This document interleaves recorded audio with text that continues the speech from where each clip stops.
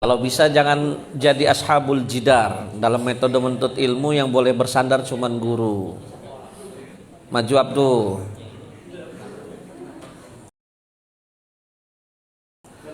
Ya.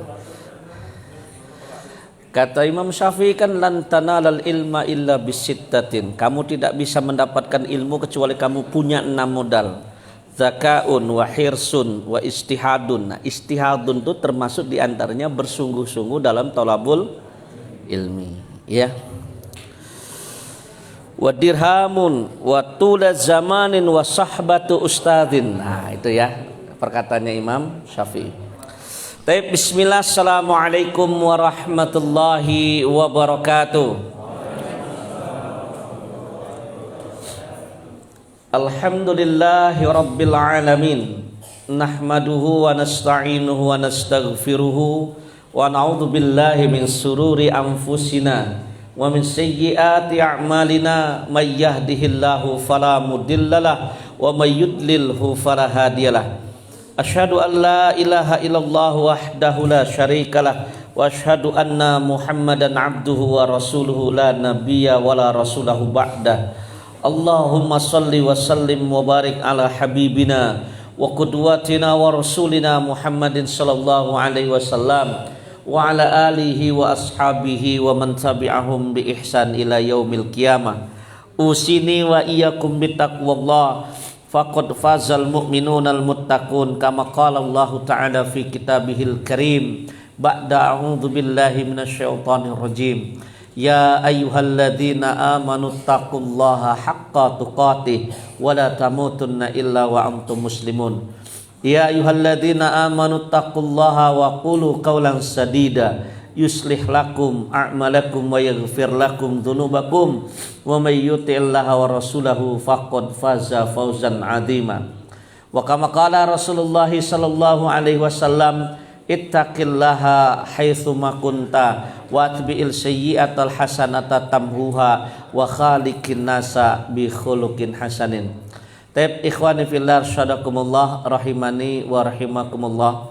Alhamdulillah wa syukrulillah, senantiasa lisan kita bersyukur kepada Allah Subhanahu wa taala. Malam hari ini edisi tanggal 19 Rajab 1442 Hijriah, kembali kita bersua dan berjumpa dilimpahi dengan banyak rahmat dan nikmat dari Allah Subhanahu wa taala.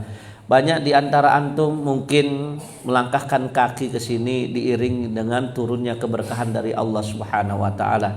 Insyaallah hujan tidak menghalangi kita untuk thalabul ilmi. Dan kita semua berdoa semoga apa yang kita lakukan malam hari ini menjadi hujah di hadapan Allah bahwasanya kita sudah berthalabul ilmi, berusaha mengisi hari-hari kita beribadah kepada Allah Subhanahu wa taala. Amin ya rabbal alamin. Salawat serta salam semoga pula senantiasa terhaturkan dan tercurahkan kepada qudwatuna Nabiyuna Muhammad sallallahu alaihi wasallam. Semoga salawat serta salam ini pula senantiasa tersampaikan kepada segenap keluarganya, kepada seluruh para sahabatnya dan juga kepada semua para pengikutnya yang senantiasa istiqomah dengan keimanan sampai dengan yaumul qiyamah kelak. Amin ya rabbal alamin. Malam hari ini kita akan melanjutkan kembali kajian kita dalam pembahasan syarah akidah Ahlus Sunnah wal Jamaah, ya. Dan malam hari ini kita masuk kepada kaidah yang ke-41, ya. Kaidah yang ke-41 adalah Ahlus Sunnah itu adalah ahlul wasat. Ahlus Sunnah itu adalah ahlul wasat. Saya skip dulu sebentar. Yang punya motor NMAX BE 2984 triple A minta kuncinya biar dibitnah parkirnya karena gangnya sempit ini. Mungkin menghalangi ya. Di mana? Oh iya, jangan parkir sendirian. Pindahkan, punya siapa? Oh iya. Ya. Pindahin. Jangan dibawa lari ya.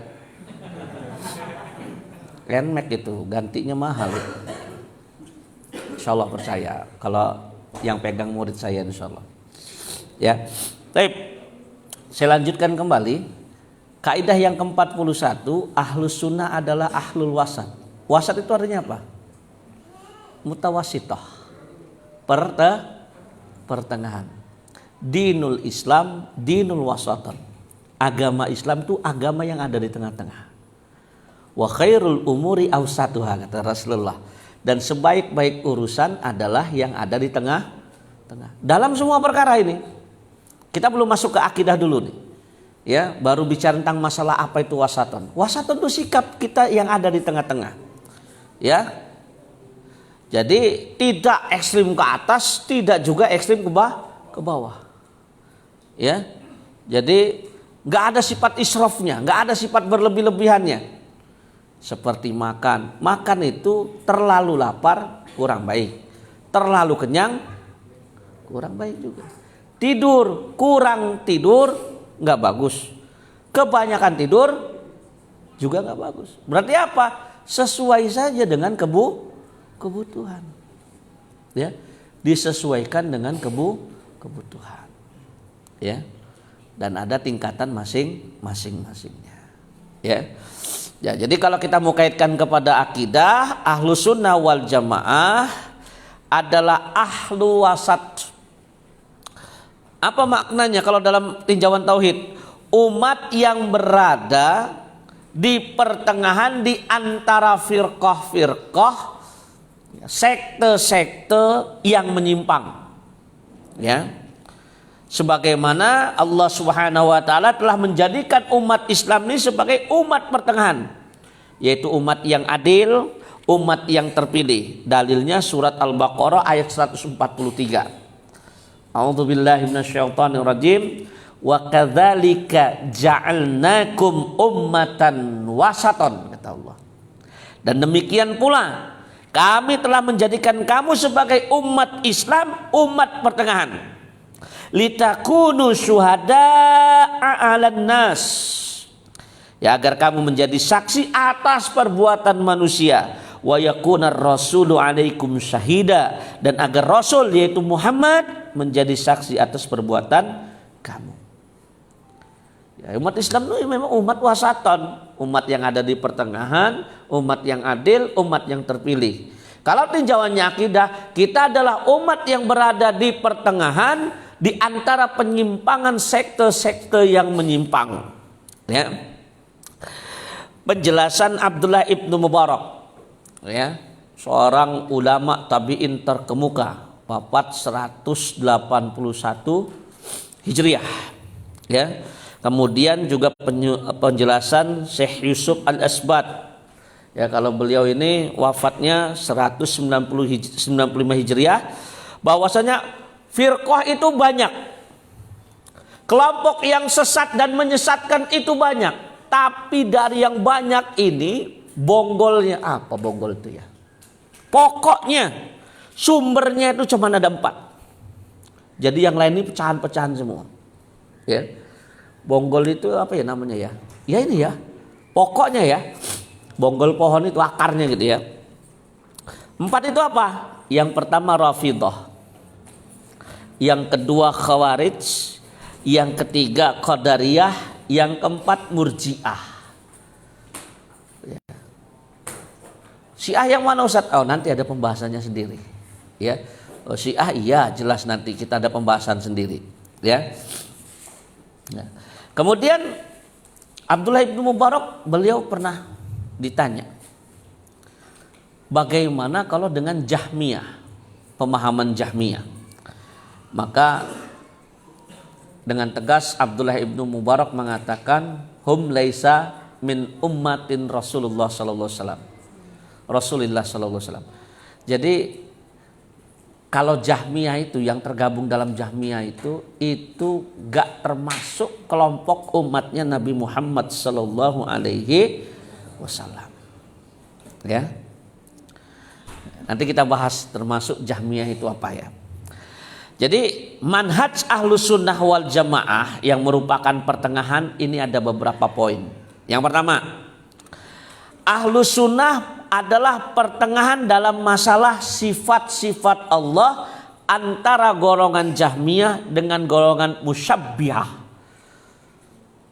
Ya. Golongan Jahmiyah sama golongan Musyabbihah. Kalau dalam sifat-sifatnya Allah, kita di pertengahan di antara sifat Jahmiyah yang ekstrim ke atas dan sifatnya Musyabbihah yang ekstrimnya ke bawah.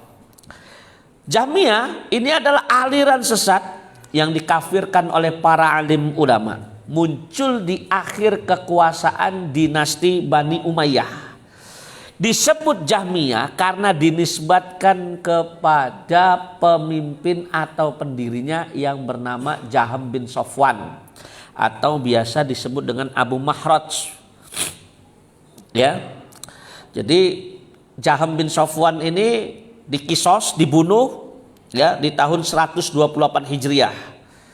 Di antara pokok-pokok kesesatan kelompok Jahmiyah adalah mereka mengingkari asma dan sifat-sifat Allah. Kata mereka nggak ada itu, asma dan sifat itu nggak ada.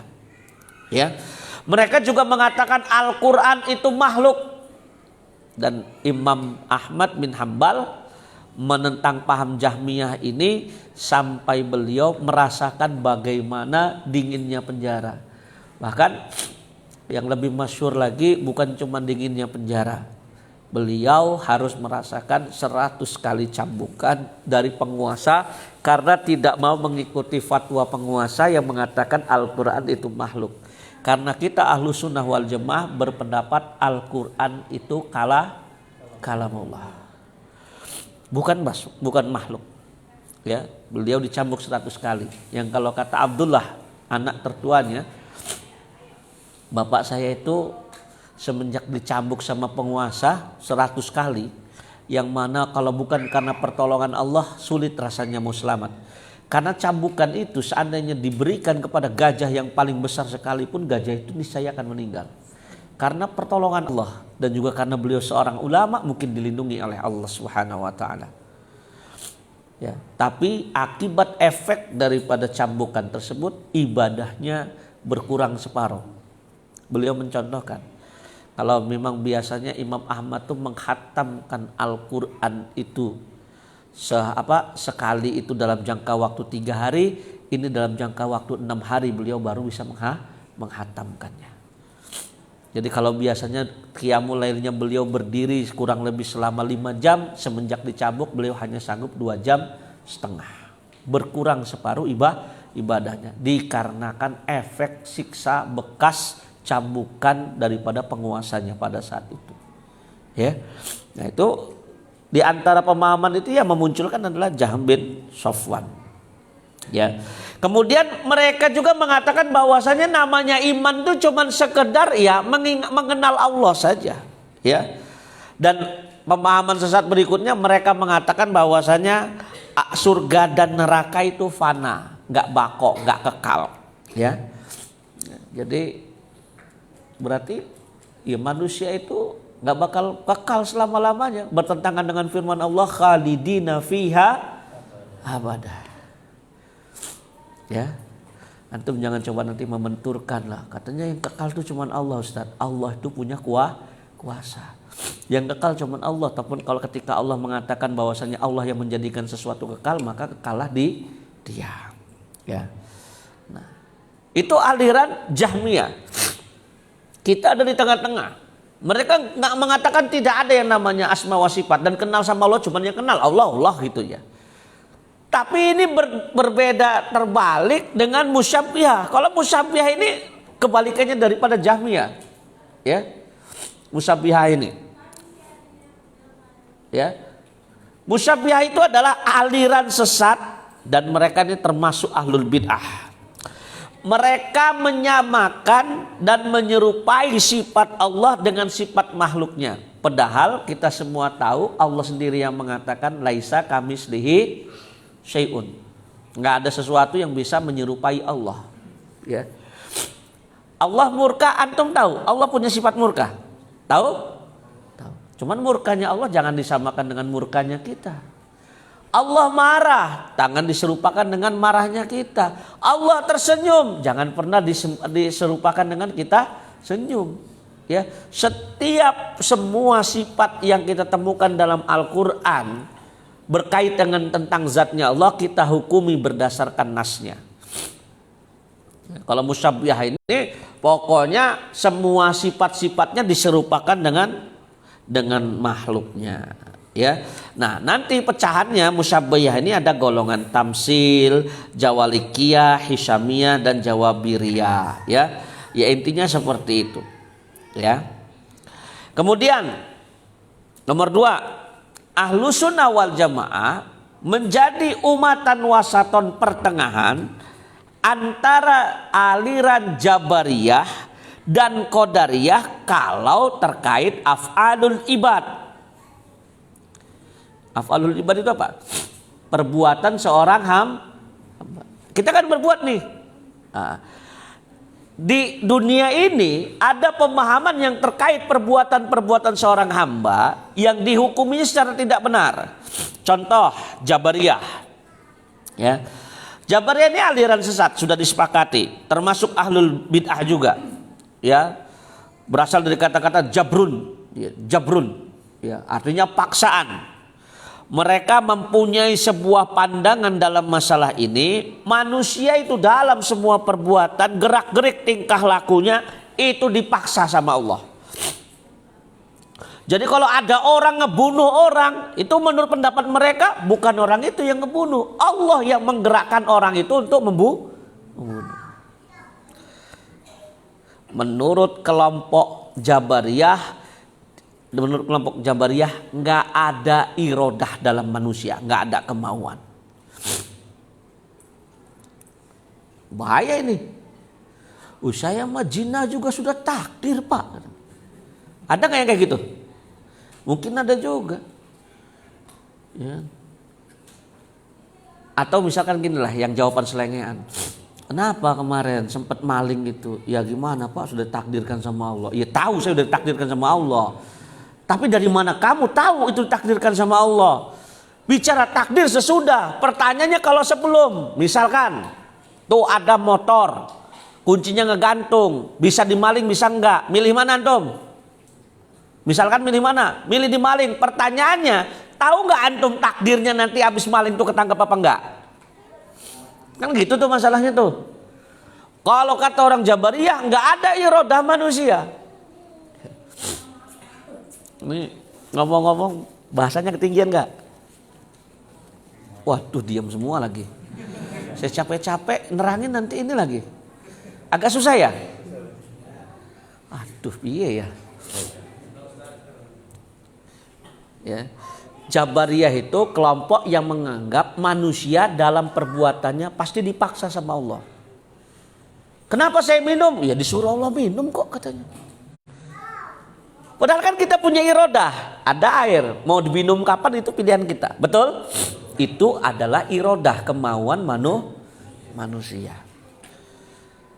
Kalau cuma sekedar urusan minum gampang, yang jadi masalah nanti terkait dosa besar. Kenapa kamu melakukan dosa besar? Dipaksa sama Allah, ditakdir sama Allah. Buktinya apa? Termaktub di Lauhul Mahfuz. Padahal dia yang milih. Betul? Betul ya. Ya kalau nggak paham dikit ya terima aja lah dulu ya. Susah saya nyari bahasanya ini ya. Ya. Makanya saya tadi bilang aduh ini harus diterangin ya, tapi ya pelan-pelan lah pokoknya lah. Ya. Ya, jadi Jabar itu dipaksa seperti itu ya.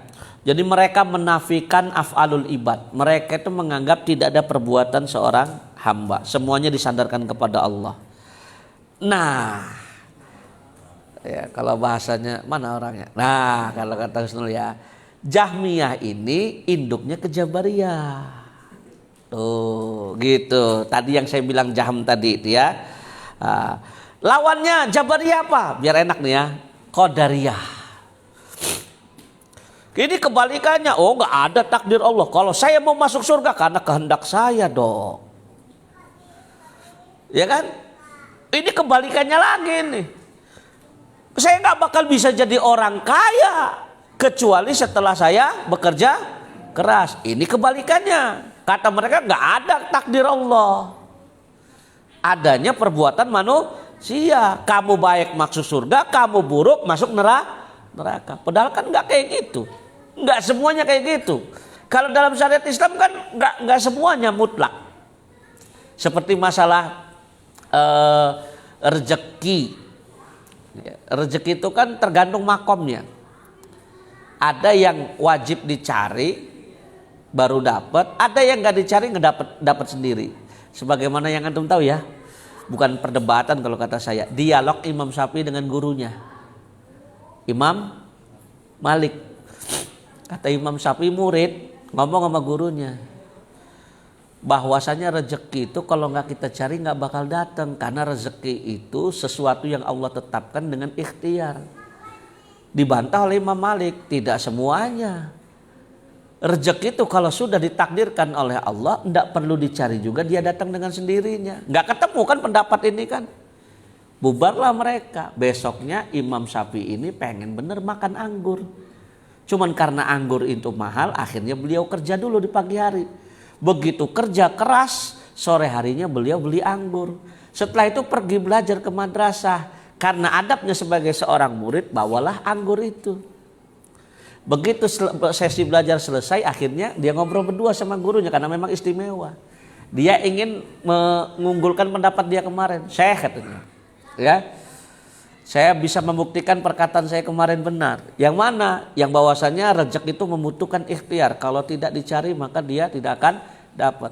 Tadi pagi saya pengen benar makan anggur. Saya kerja keras sampai saya dapat rezeki kebeli anggur ini. Sehingga akhirnya saya bisa makan anggur. Kalau saya nggak kerja keras nggak bisa dapat anggur.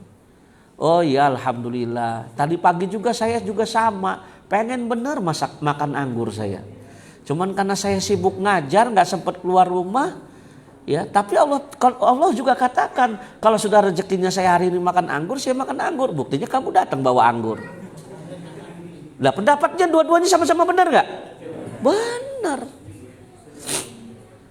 Ya, jadi nggak terjebak kita ya antara Qadariyah dan Jabariyah. Ya, tergantung makomnya. Ya, rezeki itu ada yang mendatangi, ada yang wajib didatangi. Antum lihat, sadar makom, tenang aja, ulama bukan, ahli ibadah bukan. Rezeki mah kalau sudah ditakdirkan sama Allah mah datang katanya. Ya, antum kerjanya apa? Saya tanya kerjanya apa? Ya kalau Imam Malik mah nggak kerja karena kesibukannya mengajar manusia. Ditakdirkan muridnya yang bawa. Gitu. Ya. Enak ya kalau punya ilmu ya. Enak, jadi bisa paham. Ya, kalau ilmu dikit tapi lisannya lisan mufti, ini yang repot. Ya. Wah, ngerti apa kamu? Coba kalau Imam Malik itu artinya nggak bijaksana, ya murid ngedebat guru gitu ya. Ya, tapi enggak kan, pendapatnya dua-duanya sama-sama benar. Ya. Jadi kalau Qadariyah itu ya semuanya itu ya dari kata kalimat qadar, takdir ilahi. Ya. Jadi bahwasanya ya mereka nggak mau mengakui ada takdir, pokoknya semuanya itu ya karena usaha manusia. Nah, yang masuk dengan kelompok ini yang besarnya adalah Mu'tazilah. Mu'tazilah itu salah satu diantaranya berpandangan sesat ya. Ya, ini sebenarnya kalau ada mau juga saya, tapi masalahnya Ahlussunnah wal Jamaah nggak berpandangan seperti itu. Jadi kalau kata orang Mu'tazilah, pelaku dosa besar itu nggak pantas di surga, tapi juga nggak pantas di neraka. Ada orang beriman sama Allah, tapi khilaf melakukan dosa besar, membunuh. Karena dia sudah pernah membunuh, nggak pantas berada di surga. Tapi karena dia beriman, nggak juga pantas masuk di neraka. Terus tempatnya di mana? Manzilatun baina manzilataini. Yang jadi masalah kapan Allah buat manzilatun baina manzilataini? Kita kan sudah tahu muaranya manusia, su'ul khatimah neraka, husnul khatimah surga. Nggak ada tempat ketiga. Kalau ada tempat ketiga, Umar bin Khattab nomor 1. Ya Allah, saya tidak pantas masuk ke dalam surgamu ya Allah. Tapi saya juga tidak sanggup kalau harus masuk ke dalam neraka. Kalau empas saja udah cukup itu. Ya, artinya nggak masuk surga nggak apa-apa, yang penting jangan masuk neraka. Yang jadi masalah kan nggak mungkin. Manusia itu cuma dua kemungkinannya. Kalau nggak masuk surga pasti masuk neraka. Ya, makanya gini, di sini dijelaskan pandangan Ahlus Sunnah wal Jamaah tentang af'alul ibad, tentang perbuatan manusia itu dihukumi.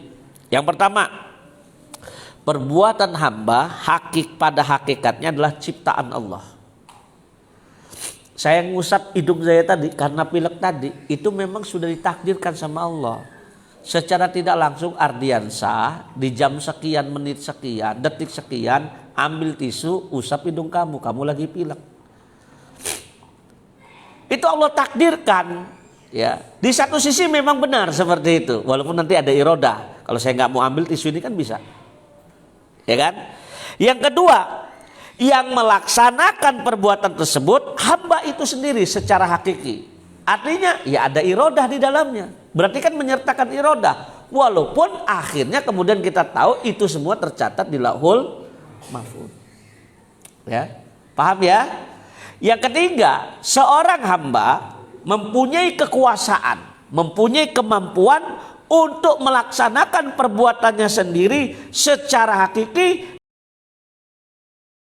dan mempunyai pengaruh atas terjadinya perbuatan tersebut. Kalau saya angkat bisa, kalau saya nggak mau angkat juga bisa. Bahasanya ya suka-suka saya punya kuasa dengan kehendak saya. Mau saya angkat, mau tidak saya angkat ya nggak jadi masalah. Ya. Nyambung nggak? Di sini saya paham, makanya banyak orang nggak suka kajian tauhid, agak-agak abot memang. Sukanya masalah fikih. Coba nanti saya tanya jawab. Yang ditanya fikih lagi. Kalau enggak masalah ta'aruf. Ya kan? Banyak bujang kayaknya. Ya? Jadi seperti itu. Ya.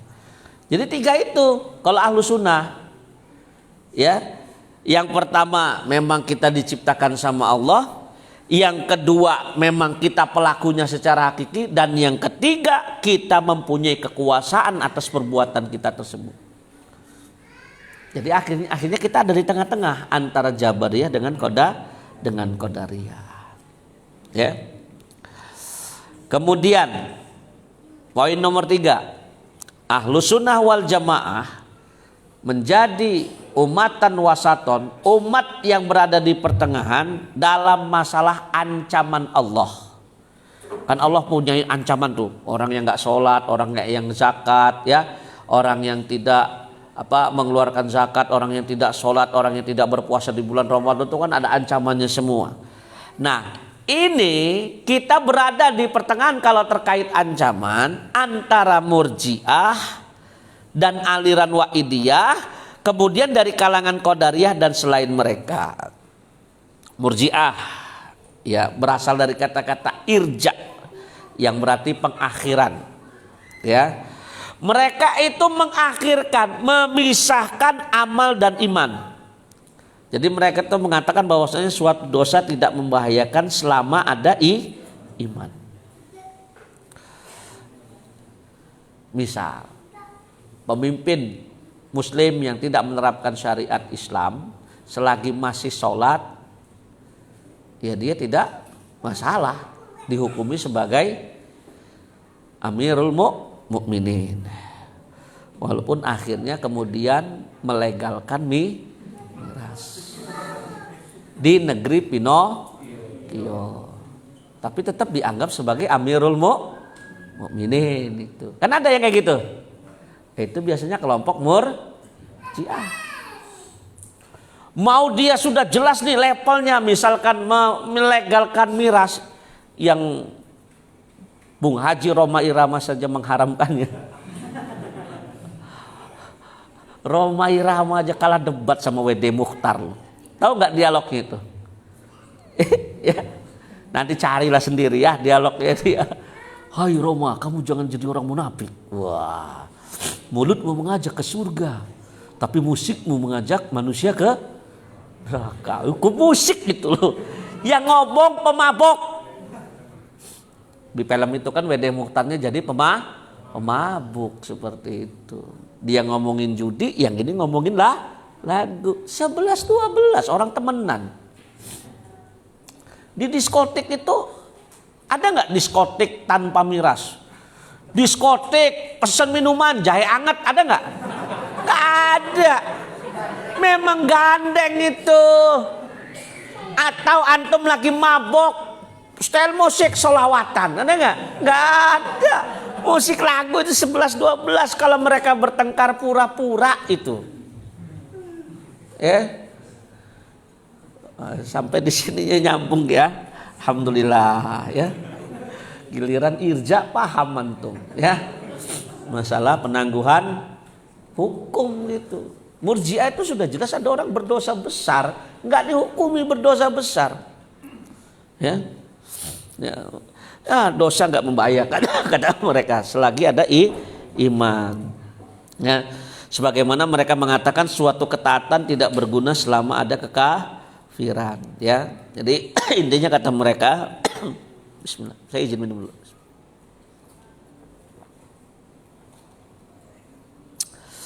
Kata mereka amal tidaklah termasuk dalam kriteria iman. Terus kata mereka iman itu tidak bertambah juga tidak berkurang.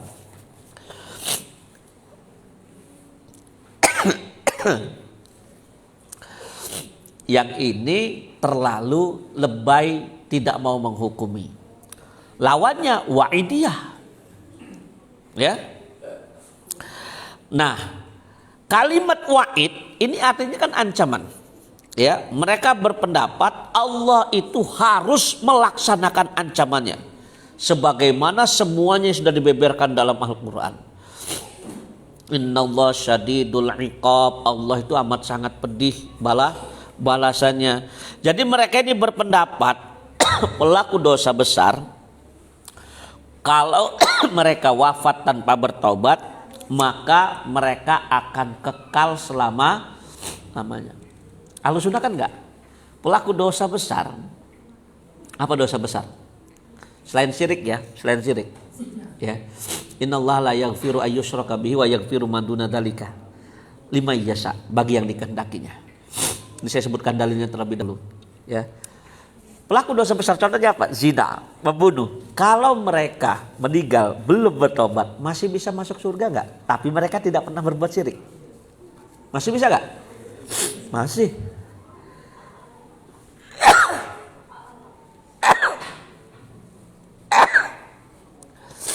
Karena disepakati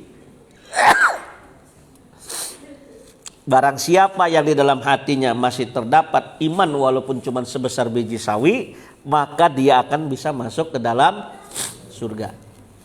Ya, walaupun tidak menutup kemungkinan dia tetap diwajibkan masuk ke dalam neraka terlebih dahulu. Ya. Kalau kita kan berpendapat seperti itu. Ya. Jadi sedangkan kelompok Wa'idiyah ini ya mereka itu ya kekal di dalam neraka, ya. Dan kita semua tidak meyakini hal tersebut, ya. Sedangkan menurut pandangan Ahlussunnah wal Jamaah, ini saya bacakan dengan kesimpulan saya tadi, seorang mukmin yang berbuat dosa besar akan mendapatkan ancaman dengan neraka apabila ia tidak bertaubat. Jika Allah menghendaki, dia akan mengampuninya. Ya. Cuma saya agak-agak takut nih memang kalau ngebahas yang ini nih, takutnya nanti disalahartikan. Ya, karena mohon maaf ya, saya harus cerita ke antum. Ada oknumnya, berjenggot, jidatnya hitam, menyalahartikan. Dulunya sempat belajar sama saya, tapi nggak sama saya lagi sekarang. Sudah sama ustadz yang lain. Jadi pas dia melakukan dosa besar, dia doktrin istrinya dengan kalimat seperti ini, kamu tuh bersyukur ya, walaupun saya ini melakukan dosa besar. Dosa besarnya saya tahu apa, tapi kan saya ini nggak pernah melakukan perbuatan syirik. Yang penting tauhid saya terjaga. Itu karena salah ngaji itu. Mungkin pas ngaji kebanyakan tidur. Iya, makanya kata saya bilang, saya itu kalau membahas kalimat lima yasa itu sebenarnya horor. Ya.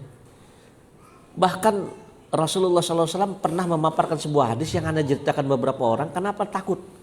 Janji Allah ini akan disalahartikan. Allah akan mengampuni siapa saja yang dikehendaki walaupun belum bertobat. Syaratnya dosanya bukan syirik. Jadi dia berpendapat kepada istrinya, kamu tuh walaupun saya zina sekalipun ya, kamu tuh harus bersyukur. Kan saya nggak pernah berbuat syirik, saya pasti bisa diampuni dosanya. Itu kan ada kalimat lima yasa. Dari mana ente berpendapat bahwasanya ente pasti diampuni dosanya? Iya, kalau secara umum dosa-dosa besar kita seandainya tidak bertobat, Allah punya kuasa. Kalau saya suka ya saya ampuni dosa kamu, mau apa? Yang nggak bakal diampuni sama Allah adalah dosa syirik. Ente nggak bertobat, udah game over itu. Kalau syirik itu. Cuman saya takut, memang bahaya. Nah ini antum jangan sampai salah artikan lagi nih. Ingat ya, kita punya perjanjian malam hari ini nih. Jangan lagi bilang kata Ustadz Ardiansah nanti. Cukup beliau itu aja. Istrinya sampai ngadu ke saya. Waduh, ini saya bilang gak benar. Saya panggil yang bersangkutannya. Ngomong gini, lah memang salah tahu Ustaz? Salah saya bilang. 100% salah. Kalimat itu bukan berarti antum mengatakan yang penting saya rajin ngaji, habis itu saya zina boleh, habis saya ngebunuh boleh. Yakinnya dari mana antum tuh diampuni sama Allah? Kan itu dari kalimat lima yasa yang dikehendaki oleh Allah. Dapat tas tiketnya, saya bilang. Oh, antum sudah bebas katanya. Terserah melakukan apa saja. Kan gak ada. Alhamdulillah beliau menyadari, kemudian beliau bertobat. Sholat tobat lah habis ini, saya bilang. Tuh ya, udah berjenggot, ngaji udah lama, sesat. Kenapa? Ya itu, kebanyakan ngaji gak punya guru. Bla bla bla bla, disuruh ngedeket gak mau. Kan gak ada tempat bertanya nantinya. Ya. Jadi jangan belajar sendirian antum. Punya masalah apa tanya, punya masalah apa tanya. Ya. Wajib itu. Ya, makanya saya juga sebenarnya agak-agak nggak mau gitu. Ya ngebahas itu. Takutnya disalahartikan, ada yang otaknya ngeres. Wis kata Ustadz, iya juga masuk akal ya. Kan 2 kali sampai Allah ngulanginya. Allah nggak ngampuni dosa perbuatan syirik, tapi akan mengampuni dosa selain daripada syirik. 5 yasanya nggak dibaca sama dia. Siapa yang Allah kehendaki. Ya, jadi seperti itu. Ya. Kemudian Ahlus Sunnah ya wal Jamaah itu menjadi umatan wasaton, umat pertengahan dalam hal nama-nama iman dan agama. Jadi kita pertengahan antara kelompok golongan Haruriyah dan Mu'tazilah dan lawannya kelompok Murji'ah dan Jahmiyah. Ya, Murji'ah sama Jahmiyah tadi sudah dibahas. Haruriyah itu juga kelompok sesat. Berasal dari kata-kata Haruro, sebuah daerah yang ada di Kufah. Kufah ini Irak, ya. Dinamakan demikian karena di tempat inilah mereka berkumpul untuk memberontak menjadi Khawarij dari kekhalifahannya Ali bin Abi Thalib. Ya. Menurut mereka pelaku dosa besar kafir, kekal di akhirat selama-lamanya, masuk neraka. Dan mereka menganggap Ali bin Abi Thalib itu kafir karena bertahkim dengan manusia. Ketika Ali mengutus siapa namanya? Abu Musa al-Asy'ari, Muawiyah mengutus Amr bin As. Ya, Amr bin As lebih jago diplomasi lah, penakluk Mesir. Kalau mau dibandingkan dengan Abu Musa al-Asy'ari yang berdampak pada ya akhirnya ya menangnya kubu apa Muawiyah secara diplomasi. Ya. Nah mereka ini ya Haruriyah ini ya kelompok-kelompok yang memberontak itu. Ya. Nah kalau Mu'tazilah ya ini mereka ini pengikutnya Wasil bin Atta dan Amr bin Ubaid. Ini terkenal nih ya. Ini munculnya di zamannya Imam Hasan al-Basri. Jadi mereka itu i'tizal, makanya i'tizal itu memisahkan dirinya Karena mereka itu punya pendapat yang aneh. Jadi dimarahin lah sama Imam Hasan Al-Basri. Nah, karena pendapatnya tidak diterima ini akhirnya mereka itizal, menyendiri. Ya. Jadi mereka itu menurut Wasil bin Atta, pelaku dosa besar berada di antara status antara iman dan kafir. Dikatakan tidak dikatakan beriman tapi juga tidak dikatakan kafir. Kan bingung ini. Ya. Atau disebut dengan istilah yang tadi saya katakan manzilah bainal manzilataini. Ya. Ya. Jadi seperti itu. Kalau ahlus sunnah ya menganggap pelaku dosa besar dari kalangan kaum muslimin tetap disebut mukmin karena imannya. Pas lagi melakukan imannya memang tanggal. Setelah selesai melakukan dia itu tetap disebut beriman. Hanya saja dia fasik karena dosa besar yang dia lakukan. Iman. Misal ada orang membunuh karena hilaf. Apa kemudian dia keluar dari iman? Menghilangkan nyawa itu kan besar sekali kafarotnya. Betul? Betul. Tapi kan ada orang yang membunuh itu karena hilaf lah. Ya. Yang nggak mungkin hilaf tuh kalau zina itu. Kenapa kamu zina hilaf? Hilaf bisa sampai ganti gaya. Nggak mungkin lah hilaf sampai ganti gaya itu kan. Ya kalau itu ya niat memang. Kalau makanya kenapa kamu zina hilaf?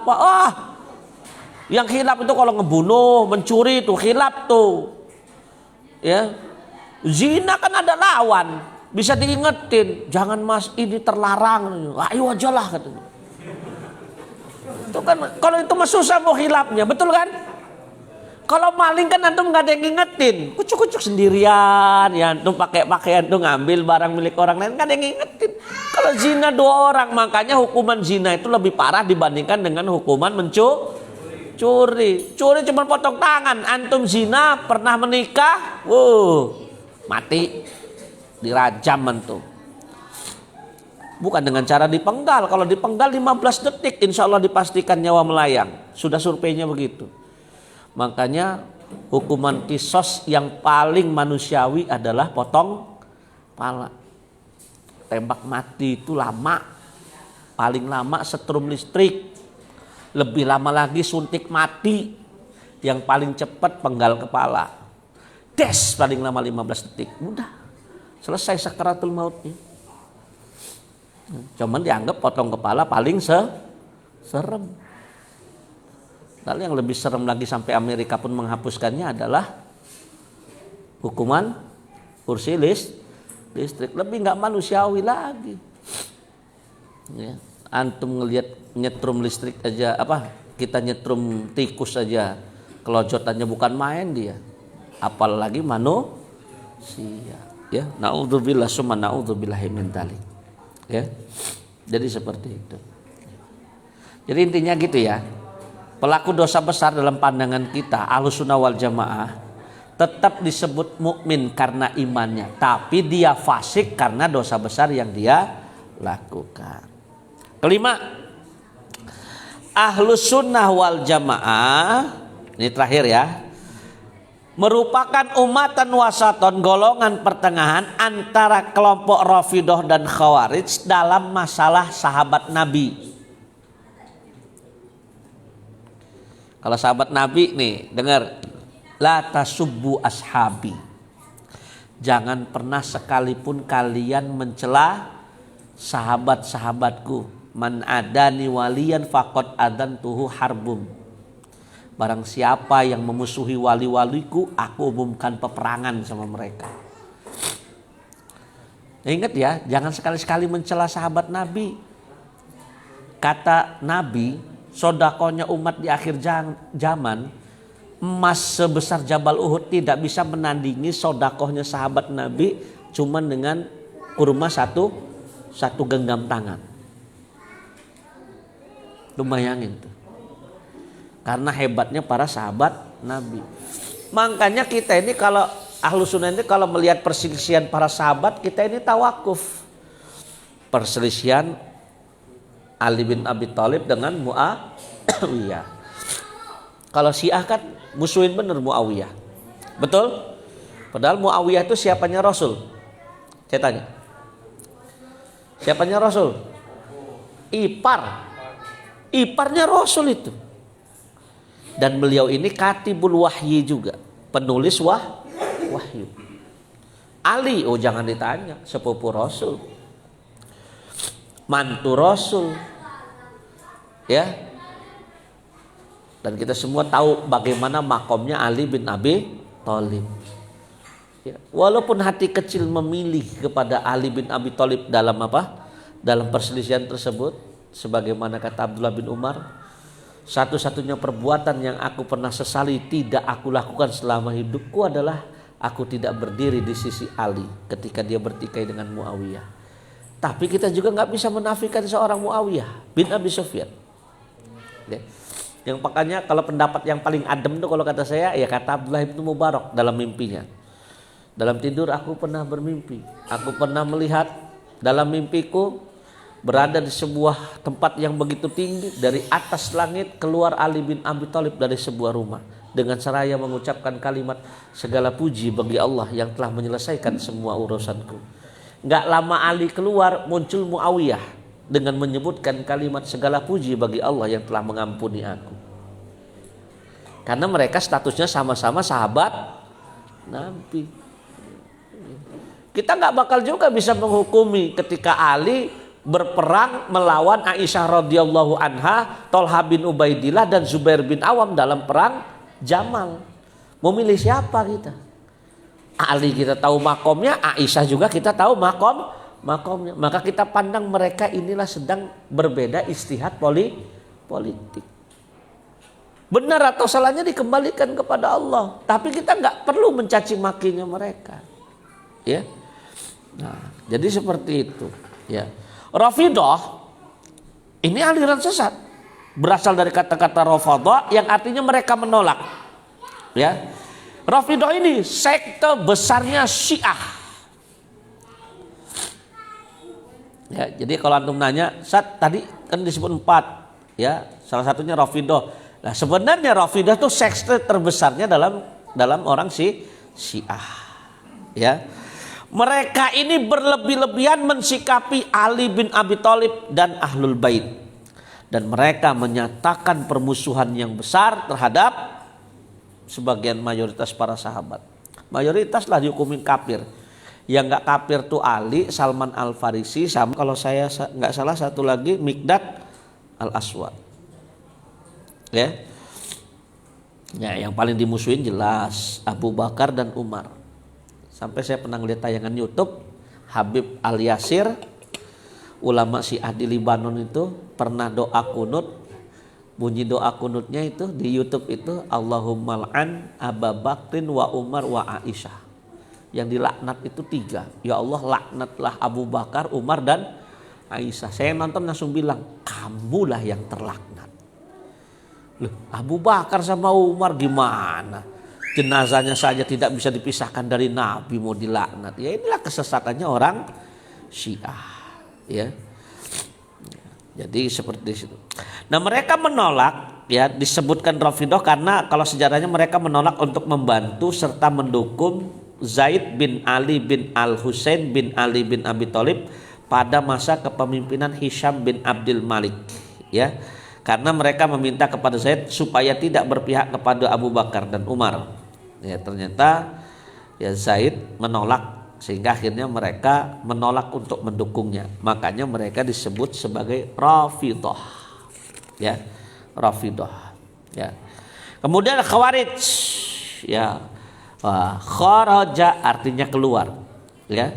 Penyimpangan agama terbesar mereka mengkafirkan Ali dan Muawiyah serta semua pendukung dua kubu ini. Ya. Jadi mereka di perang Siffin itu keluar dari ketaatan, ya. Jadi prinsip Khawarij yang paling mendasar itu ada 3 nih, antum harus tahu nih, ya. Dan ini yang telah membuat mereka menyimpang, sesat dan menyesatkan kaum muslimin. Yang pertama, mereka mengkafirkan Ali bin Abi Thalib, Utsman bin Affan dan 2 hakim. Ya. Ya siapa? Ya tadi 2 hakim itu Abu Musa Al-Asy'ari dan satunya Amr bin As. Yang kedua, wajib keluar memberontak dari penguasa yang zalim. Jadi mereka itu kalau ketemu penguasa yang zalim itu wajib memberontak. Cara memberontaknya raf'us sillah, dengan cara mengangkat senjata, diperangin benar. Dan yang ketiga, pemahaman mereka yang sesat adalah pelaku dosa besar adalah kafir, dan di akhirat mereka kekal selama-lamanya. Jadi kalau kata mereka ya Ali itu kekal di neraka selama-lamanya. Tapi wujud orang Khawarij ini aduh luar biasa. Abdurrahman bin Muljam itu waktu mau disiksa itu anteng, dia cuma pengen jangan sampai dipotong lisannya. Ketika ditanya, lah ngapain potong lisan? Emang kenapa kamu takut dipotong lisannya? Kalau saya dipotong lisannya, saya takut dengan apa saya nanti berzikir kepada Allah. Tuh, orang yang pemahamannya sesat, ibadahnya luar biasa. Nah, Khawarij itu begitu. Ya, kalau boleh saya tambahkan salah satu fakta besar dari Khawarij. Kegemaran Khawarij ini salah satunya adalah gampang mengkafirkan orang di luar kelompoknya. Kalau enggak sepemahaman dengan dia, walaupun ulama, walaupun banyak benernya, dikafirin sama dia. Sebagaimana mereka tidak melihat bagaimana asal usulnya Ali, bagaimana kemudian keutamaan sahabat Nabi. Pokoknya Anda semua zalim, Anda semua kafir katanya. Ya seali-alinya semua Muawiyahnya, se Abu Musa al-Asy'ari, se Amr bin Asnya, semuanya. Semua yang bertikai pada satu dikafirin semua. Kalau kita enggak, kita berada di pertengahan. Kita berada di antara pertengahan. Terus yang terakhir, kalau antum bertanya, karena di sini ada keterangannya, firqah manakah yang pertama kali dihukumi keluar dari umat Islam? Yang pertama kali dihukumi keluar dari umat Islam adalah Khawarij. Karena merekalah yang pertama kali mengkafirkan kaum muslimin disebabkan dengan dosa-dosa besar mereka. Dan mereka tidak segan menghalalkan darahnya kaum muslimin. Naudzubillah summa naudzubillah min dzalik. Taib ikhwani fillah arsyadakumullah, inilah materi kita pada kesempatan malam hari ini terkait tentang ahlus sunnah adalah ahlul wasat, ya. Taib, nanti setelah ini kita buka sesi tanya jawab. Untuk sesi tanya jawabnya nggak usah dipaksakan. Kalau memang pengen bertanya perkara yang lain tidak sesuai dengan materi, saya izinkan, ya, jadi tidak apa-apa, ya. Taib, wallahu a'lam bishawab. Subhanakallahumma wa bihamdika asyhadu an la ilaha illa anta astaghfiruka wa atubu ilaik. Aqulu qouli hadza wa billahi taufiq wal hidayah. Assalamualaikum warahmatullahi wabarakatuh.